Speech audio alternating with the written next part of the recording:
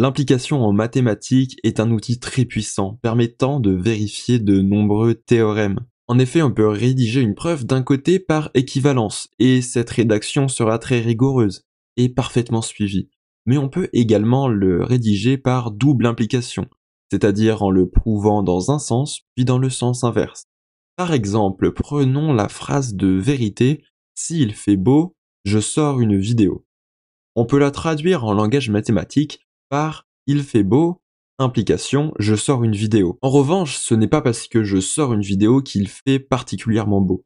En effet, c'est ici que réside toute la subtilité des preuves par implication et donc l'utilité des preuves par double implication. Et donc je ne peux pas prouver une phrase ou un théorème par une simple implication car il y aura des trous dans la rigueur et des assertions qui seront vérifiées alors que la phrase, elle, n'est pas vérifiée. Voyons à présent la table de vérité de P implique Q, avec P et Q deux assertions diverses. Si P est vrai et Q est vrai également, alors l'implication sera juste. Si P est vrai mais que Q est fausse, l'implication sera donc fausse.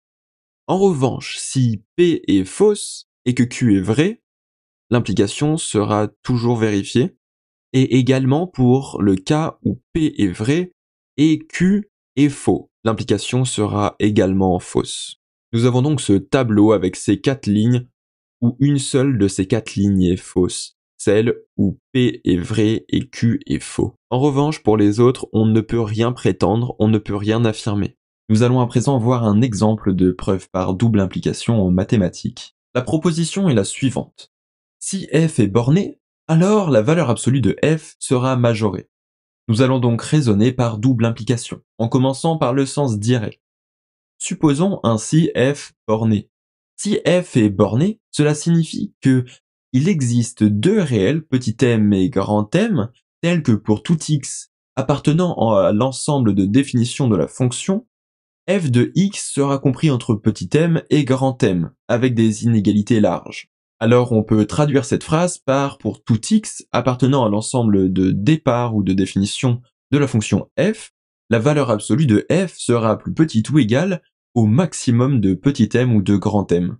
À présent, prouvons-le dans le sens indirect, en supposant la fonction f en valeur absolue majorée. Supposer cela signifie qu'il existera m un réel, tel que pour tout x appartenant à l'ensemble de définition de f, la valeur absolue de f sera inférieure ou égale à ce m. Ainsi, la fonction f sans la valeur absolue sera encadrée par moins m et m en inégalité large encore une fois. Nous avons donc prouvé cette proposition dans les deux sens et nous pouvons donc en déduire que si f est borné, alors la valeur absolue de f sera majorée. Proposition qui d'ailleurs est très utile en mathématiques lors de l'analyse de certaines fonctions.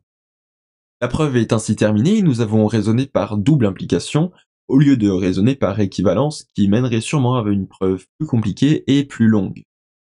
Ainsi, cette méthode de résolution de preuve reste plus pratique et plus rapide dans certains cas qu'une preuve par équivalence par exemple ou que toute autre preuve. Nous devons donc choisir cette preuve, ce type de preuve, au moment opportun pour ne pas perdre de temps lors de notre preuve et pour être efficace le plus possible. Merci de m'avoir suivi pour cette courte vidéo en espérant qu'elle vous ait plu et si le monde des mathématiques ou de la prépa dans n'importe quelle science vous intéresse, je vous invite à vous abonner à mon compte YouTube juste en dessous et à mon compte Instagram et TikTok qui sont disponibles en description. Je vous laisse mettre un petit like et sur ce, je vous dis à la prochaine pour une nouvelle vidéo. Bonne fête de fin d'année.